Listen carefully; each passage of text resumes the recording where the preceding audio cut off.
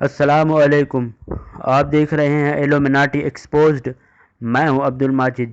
Channel subscribe نہیں کیا ہے تو اسے ضرور سبسکرائب کریں اور الارم والے سمبل پر کلک کریں تاکہ نئی ویڈیوز کی نوٹیفیکیشن آپ کو ملتی رہے۔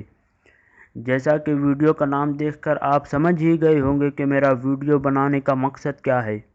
موجودہ دور کے یہودی اور ان کی خفیہ کمیٹی، آخر ان کی ہسٹری کیا ہے اور ان کی فکر، غیر یہودی جنہیں یہ جینٹائل کہتے ہیں، ان کے بارے میں یہ کیا کہتے ہیں، اسے میں سلسلہ وار ویڈیو میں پیش کرنے کی کوشش کروں گا۔ تو آئیے بنا کسی گفتگو کے شروع کرتے ہیں۔ موجودہ دور کی تشویشناک عالمی صورتحال، اس کا پس منظر، اس کے پیچھے کون عوامل کار فرما ہے، انسان کے اصل دشمن کون ہے جو پرامن ماحول کو خراب کرنا چاہتے ہیں۔ لگتا ہے شاید دنیا کا امن برباد ہو جائے گا، تیسری عالمی جنگ شروع ہو جائے گی، کوئی کہتا ہے کہ 10 سالہ جنگ شروع ہو جائے گی۔ دنیاوی اعتبار سے دیکھیں تو یہ بہت چھوٹی سی بات ہے، لیکن میں اسی اعتبار سے آپ لوگوں کو کچھ بتانا چاہتا ہوں کہ اس کے اسباب کیا ہیں، اس کا پس منظر کیا ہے، کیا ہونے والا ہے، کیا ہوگا، اس کے پیچھے کون اصل کیریکٹر کار فرما ہے۔ اس کا جائزہ میں پیش کرنے کی کوشش کروں گا۔ تو سب سے پہلے یہ کہ انسانیت کا ازلی اور ابدی دشمن وہ ابلیس ہے۔ ابلیس انویزیبل ورڈ، نظر نہ آنے والی دنیا سے تعلق رکھتا ہے، جو کہ جن ہے۔ اللہ نے بہت سی مخلوقات پیدا کی، جن میں سے ایک تو فرشتے ہیں جنہیں نور سے بنایا، دوسرے جن جنہیں آگ سے، اور انسانوں کو مٹی سے بنایا۔ جب اللہ نے فرمایا کہ میں زمین پر اپنا نائب بھیجوں گا تو فرشتوں نے عرض کی کہ اے پروردگار، کیا تو انہیں پیدا کرے گا جو زمین پر فساد پھیلائیں گے، خون ریزی کریں گے؟ تو اللہ نے انہیں جواب دیتے ہوئے فرمایا کہ جو میں جانتا ہوں وہ تم نہیں جانتے۔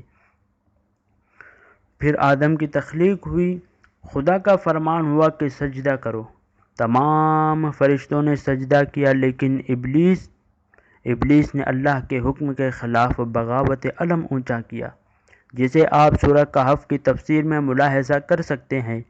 یہ معاملہ اتنا اہم ہے کہ اسے 7 مرتبہ سورہ بقرہ، سورہ اعراف، سورہ ہجر، سورہ بنی اسرائیل، سورہ کہف، سورہ طٰہٰ اور سورہ صاد میں اس کا ذکر کیا گیا ہے۔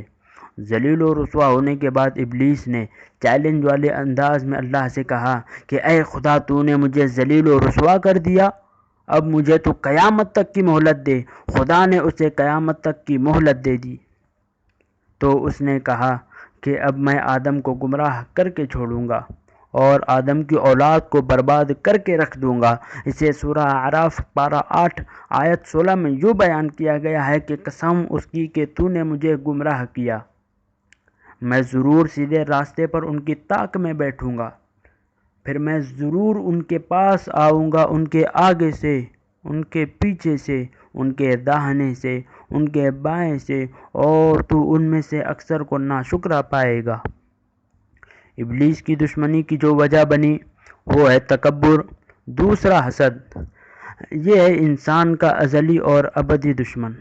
اب بات آتی ہے کہ ابلیس اپنا کام کیسے انجام دیتا ہے۔ پہلے تو یہ کہ اس کی باقاعدہ فوج ہے، ایک تو خود اس کے قبیلے کی، یعنی جنوں کی فوج، جس کے بارے میں قرآن فرماتا ہے کہ اے انسان، شیطان اور اس کے قبیلے والے وہاں سے دیکھتے ہیں جہاں سے تم نہیں دیکھتے۔ دوسری فوج جو انسانوں میں سے ہے۔ ہاں، تو پھر وہ کون سی قوم ہے جو ابلیس کے ایجنٹ بن گئی؟ کوئی اور نہیں، وہ یہودی ہیں۔ جی ہاں، یہودی۔ ان میں فطرت یہ ہے کہ ہم ہی اصل انسان ہے، باقی سارے حیوان اور انسان نما جانور ہے، ان کی کوئی حیثیت نہیں ہے۔ انہیں ہم جیسے چاہیں استعمال کریں، جیسے چاہے لوٹے کھائیں، برباد کر دے، چاہیں جو کرے، اللہ ہماری پکڑ نہیں کرے گا، جو کہ موجودہ یہودی یعنی ایلومیناٹی کی فطرت ہے۔ اس اعتبار سے یہودی ساری انسانیت کے دشمن ہو گئے، چونکہ ان کے پاس تورات تھی اور ان کے علاوہ کسی کے پاس آسمانی کتاب نہ تھی۔ اسی وجہ سے یہ تکبر کرتے اور کہتے کہ علم تو ہمارے ہی پاس ہے، باقی سب جاہل ہے، جو کہ موجودہ ایلومیناٹی کا بھی عقیدہ ہے۔ اس کے بعد وہ دور آیا جب اللہ نے ان میں حضرت مسیح کو مبعوث کیا۔ یہ یہود کا 14 سالہ کلائمیٹ ہے، کیونکہ حضرت مسیح کی پیدائش سے 1400 سال پہلے تورات نازل ہوئی تھی۔ ابھی میرا ٹاپک قبل مسیح کا نہیں ہے، اسے پھر کبھی بتاؤں گا۔ صرف یہ بتا دوں کہ اللہ نے ان پر 9 مرتبہ عذاب نازل کیا۔ اس کا تذکرہ بنی اسرائیل کے پہلے رکوع میں موجود ہے۔ یہود پر اشوریوں کے ذریعے، پھر عراق کے ذریعے، پھر اس کے بعد یونانیوں کے ذریعے اللہ نے ان پر عذاب نازل کیا۔